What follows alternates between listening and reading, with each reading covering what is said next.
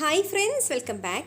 അപ്പോൾ ഇന്ന് ഞാൻ വന്നിരിക്കുന്നത് ഒരു പായസത്തിന്റെ റെസിപ്പി ആയിട്ടാണ് ട്ടോ. അപ്പോൾ സേമിയ പായസം എല്ലാവരും ഉണ്ടാക്കുന്നതും കുടിക്കുന്നതും ഒക്കെ ആയിരിക്കും. പക്ഷേ ഇന്നത്തെ പായസം ഒരു വ്യത്യസ്തമായിട്ടുള്ള പായസമാണ്. ബട്ടർസ്കോച്ചിന്റെ ഫ്ലേവറിലുള്ള ഒരു ബട്ടർസ്കോച്ച് സേമിയ പായസമാണ് ട്ടോ ഇത്. അപ്പോൾ ഈ ഒരു പായസം സാധാരണ പായസം കുടിക്കാത്തവർ വരെ ഈ ഒരു സേമിയ പായസം കുടിച്ചു പോകും. അത്രയ്ക്ക് ടേസ്റ്റ് ഉണ്ട് കുടിക്കാനായിട്ട്. അപ്പോൾ നമുക്ക് എങ്ങനെയാണ് ഇത് തയ്യാറാക്കുക എന്നുള്ളതൊന്ന് കണ്ടു നോക്കാം. അപ്പോൾ ഈ ഒരു പായസം തയ്യാറാക്കാൻ വേണ്ടിയിട്ട് നമുക്ക് ആദ്യം തന്നെ ഒരു ബട്ടർസ്കോച്ച് സോസ് ഉണ്ടാക്കിയെടുക്കണം. അപ്പോൾ അതിനായിട്ട് ഞാനിവിടെ ഒരു പാന് സ്റ്റൗവിൽ വെച്ചിട്ടുണ്ട്. ഇതിലേക്ക് ഇനി ഒരു 1/4 കപ്പ് പഞ്ചസാര ഇട്ട് കൊടുക്കാം. ഇനി പഞ്ചസാര ഒന്ന് കാരമലൈസ് ചെയ്യണം. അപ്പോൾ ഒരു ലോ മീഡിയം ഫ്ലെയിമിൽ ഇട്ടിട്ട് വെക്കുക. എന്നിട്ട് സാവധാനം വേണം പഞ്ചസാര ഉരുക്കിയെടുക്കാൻ, അല്ലെങ്കിൽ പെട്ടെന്ന് തന്നെ ഇത് കരിഞ്ഞു പോവും. അപ്പോൾ ഇത് ചെറുതായിട്ടൊന്ന് ഉരുകിയൊക്കെ തുടങ്ങിയിട്ടുണ്ട്. ഇപ്പോൾ പഞ്ചസാര കംപ്ലീറ്റ് മെൽറ്റായി ഇതുപോലെ നല്ലൊരു ഗോൾഡൻ കളറൊക്കെ ആയി വന്നിട്ടുണ്ട്. കുറച്ചൊന്നും കൂടി ഒന്ന് കളർ ചേഞ്ചായി വരട്ടെ. അപ്പോൾ നമുക്ക് ഇതൊരു മീഡിയം ഫ്ലെയിമിൽ ഇട്ടിട്ട് തന്നെ വെക്കുക. പിന്നെ ഈ ഒരു സമയത്ത് നമ്മളെങ്ങോട്ട് പോകരുത് കേട്ടോ. പെട്ടെന്ന് തന്നെ ആയിരിക്കും ഇത് കളർ മാറുക. പിന്നെ ഒരുപാട് കളറായി കഴിഞ്ഞാൽ ഇതിന് കയ്പ്പ് രസം വരും. അപ്പോൾ അത് ശ്രദ്ധിച്ചിട്ട് വേണം ചെയ്യാൻ. ഇപ്പോൾ ഇത് കളർ ഒന്നും കൂടെ മാറിയിട്ട് ചെറുതായിട്ടൊരു ബ്രൗൺ കളറിലേക്കായി തുടങ്ങിയിട്ടുണ്ട്. ഇനി നമുക്കിതിലേക്ക് ഒരു ടേബിൾ സ്പൂൺ ബട്ടർ ഇട്ട് കൊടുക്കാം.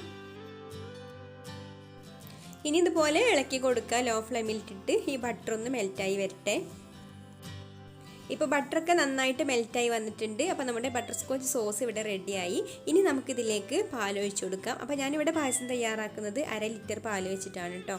അപ്പോൾ 1/2 ലിറ്റർ പാലിലേക്കുള്ള അളവാണ് 1/4 കപ്പ് പഞ്ചസാര. അപ്പോൾ നിങ്ങൾ 1 ലിറ്റർ പാലൊക്കെ വെച്ചിട്ട് തയ്യാറാക്കുകയാണെങ്കിൽ 1/2 കപ്പ് പഞ്ചസാര എടുക്കണം കേട്ടോ അതിലേക്ക്. എന്നാലേ ഉള്ളൂ ശരിക്ക് കറക്റ്റ് അതിന് ആ ടേസ്റ്റും കളറൊക്കെ കിട്ടുള്ളൂ.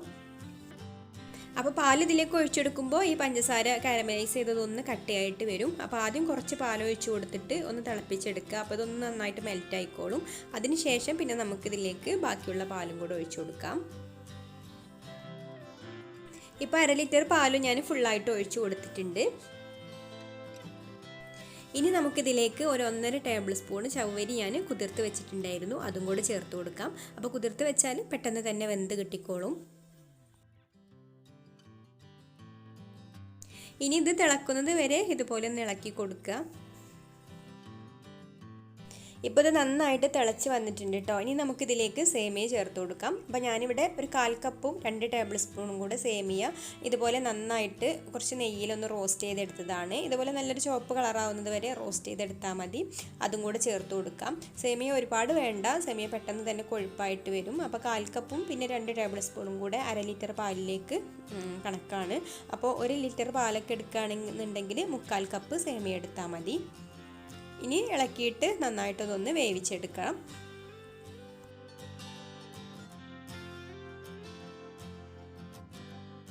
ഇപ്പോൾ സേമിയ ഇവിടെ പാകത്ത് വേവായി വന്നിട്ടുണ്ട്. അപ്പോൾ സേമിയ അതുപോലെ പായസത്തിലുള്ള സേമിയ ഒന്നും കൂടുതലായിട്ട് വെന്ത് പോകരുത് കേട്ടോ. ഒരുപാട് അങ്ങ് വെന്ത് കഴിഞ്ഞാലും പിന്നെ പായസം തണുത്ത് കഴിഞ്ഞാൽ കട്ടയായിട്ട് വരും. അപ്പോൾ ഒരു കറക്റ്റ് വേവിൽ തന്നെ നമുക്ക് ഫ്ലെയിം ഓഫ് ആക്കണം. വേവ് കൂടി പോകരുത്. പെട്ടെന്ന് തന്നെ വെന്ത് കിട്ടും. ഒരു 5 മിനിറ്റ് തിളച്ചാൽ തന്നെ സേമിയയും വെന്ത് കിട്ടും. അതിൽ കൂടുതലൊന്നും വേവിക്കേണ്ട ആവശ്യമില്ല. അപ്പോൾ ഞാനിവിടെ ഫ്ലെയിം ഓഫ് ആക്കിയിട്ടുണ്ട്. ഇനി നമുക്കിതിലേക്ക് ഒരു 2 ടേബിൾ സ്പൂൺ കണ്ടൻസ്ഡ് മിൽക്കും കൂടെ ചേർത്ത് കൊടുക്കാം. കണ്ടൻസ്ഡ് മിൽക്ക് ചേർത്ത് കൊടുക്കണം നിർബന്ധമല്ല, പഞ്ചസാര ചേർത്ത് കൊടുത്താലും മതി. എൻ്റെ കയ്യിലിപ്പോൾ ഉണ്ടായതുകൊണ്ട് ചേർത്ത് കൊടുത്തതാണ്.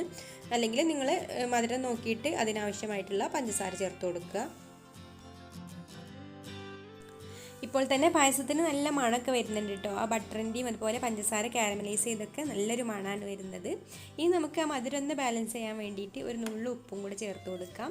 പിന്നെ നല്ലൊരു ഫ്ലേവർ കിട്ടാൻ വേണ്ടിയിട്ട് ഒരു 1/4 ടീസ്പൂൺ ഏലക്കാപ്പൊടിയും കൂടെ ചേർത്ത് കൊടുക്കുന്നുണ്ട്.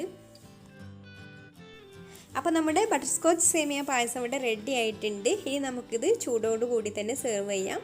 അല്ലെങ്കിൽ ഫ്രിഡ്ജിൽ വെച്ച് തണുപ്പിച്ചിട്ട് വേണമെങ്കിൽ അങ്ങനെയും സെർവ് ചെയ്യാം. ഇനി നമുക്കിതിലേക്ക് വേണമെങ്കിൽ നട്ട്സൊക്കെ നെയ്യിൽ വറുത്തിട്ടൊക്കെ ഇട്ട് കൊടുക്കാം കേട്ടോ. അപ്പോൾ ഞാനിപ്പോൾ അതൊന്നും ചേർത്ത് കൊടുക്കുന്നില്ല.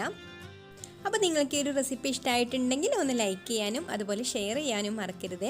പിന്നെ നിങ്ങളുടെ അഭിപ്രായങ്ങളൊക്കെ കമൻറ്റ് ചെയ്യുക. എൻ്റെ ചാനൽ സബ്സ്ക്രൈബ് ചെയ്യാത്തവരാണെങ്കിൽ ഒന്ന് സബ്സ്ക്രൈബ് കൂടെ ചെയ്ത് സപ്പോർട്ട് ചെയ്യണം കേട്ടോ. അപ്പോൾ ഇനി മറ്റൊരു നല്ല റെസിപ്പിയുമായിട്ട് അടുത്ത വീഡിയോയിൽ കാണാം. താങ്ക്